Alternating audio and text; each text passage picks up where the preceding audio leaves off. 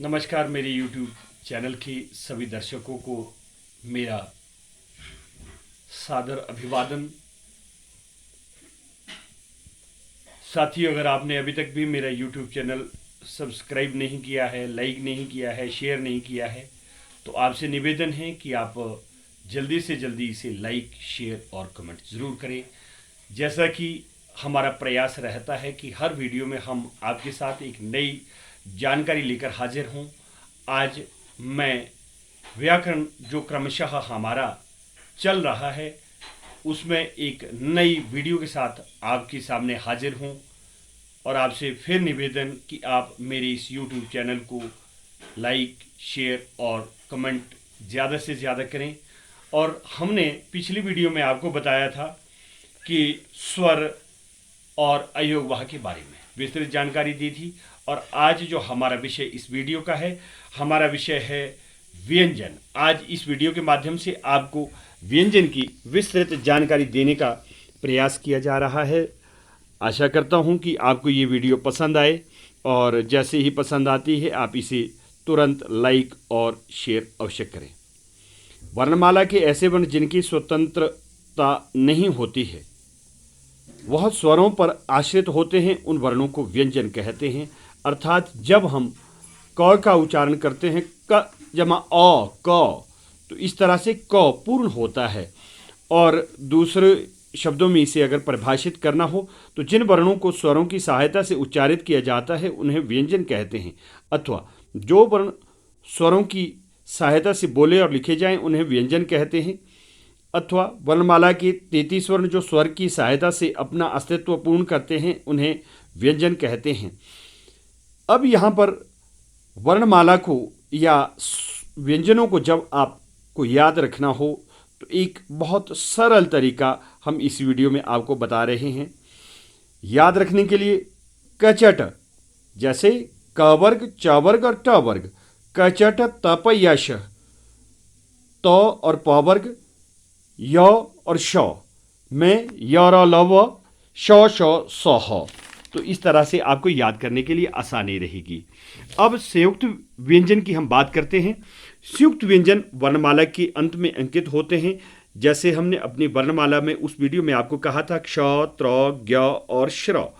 अब यहाँ पर उसको परिभाषित करते हुए हम स्पष्ट कर रहे हैं, वर्णमाला के अंत में अंकित वर्ण जो दो व्यंजन के अतिरिक्त अस्वर से मिश्रित होते हैं संयुक्त व्यंजन कहते हैं। यहाँ अ स्वर का प्रयोग किया गया है, जैसे क्ष, क जमा श जमा अ, क्ष, त जमा र जमा अ, त्र। तो इस प्रकार से अगले शब्दों में अगर इसे परिभाषित करना हो, संयुक्त का अर्थ है जुड़ाव या जुड़ना। दो व्यंजन के जुड़ाव के कारण इन व्यंजनों को संयुक्त व्यंजन कहा जाता है। वर्णमाला के वह वर्ण जो एक स्वर और दो व्यंजन के मेल से निर्मित होते हैं उन्हें संयुक्त व्यंजन कहते हैं। ये तो संयुक्त व्यंजन की आपको जानकारी प्रदान की गई। और अब उत्क्षिप्त ध्वनियां ढ़ और ढ का जब हम प्रयोग करते हैं वर्णमाला में, इन्हें वर्णों के साथ अंकित ना करके इन्हें उत्क्षिप्त ध्वनियां कहा गया है। वर्णमाला में कई व्याकरणों में प्रायः आपने देखा होगा कि ड़ और ढ को व्यंजनों की श्रेणी में रखा गया है, परंतु भाषाविदों के अनुसार व्यंजन में छेड़छाड़ न्याय संगत नहीं है। ऐसे में इन दो उपरोक्त दो वर्णों को उत्क्षिप्त ध्वनियों का नाम दिया गया है। क्योंकि हम जब वर्णमाला का अध्ययन करते हैं तो ड और ढ नाम के दो वर्ण जो हैं टवर्ग में आते हैं, जैसे ट, ठ, ड, ढ, ण। ऐसा भी माना जाता है कि ड और ढ के नीचे जो बिंदी लगती है वह विश्व की एकमात्र ऐसी भाषा से ली गई है जिस भाषा को उल्टा करके लिखा जाता है और उसकी मात्राएं भी नीचे लगती है। और अगर हम उस भाषा की बात करें तो वह भाषा है उर्दू।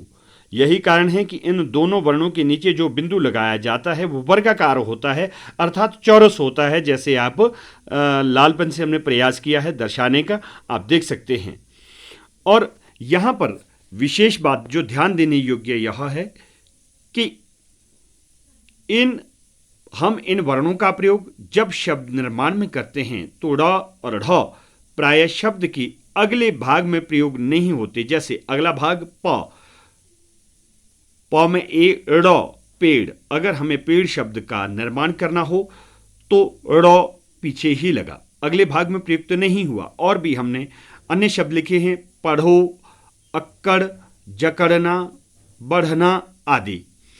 अब प्रिय विद्यार्थियों, आगत वर्ण की बात आती है। प्रिय विद्यार्थियों, आगत का अर्थ होता है आया हुआ, अर्थात विश्व की अन्य भाषाओं के शब्दों का प्रयोग जब हम हिंदी भाषा के लेखन व पठन में करते हैं तो इन वर्णों का प्रयोग करते हैं, इसीलिए इन्हें आगत वर्ण कहा जाता है। यहाँ इस बात का ज्ञान होना आपको अनिवार्य हो जाता है क्योंकि आगे शब्द के भेदों में भी विदेशी शब्दों का जिक्र होता है। अतः इन 4 आगत वर्णों का ज्ञान होना चाहिए, जैसे ख, ग, ज, फ।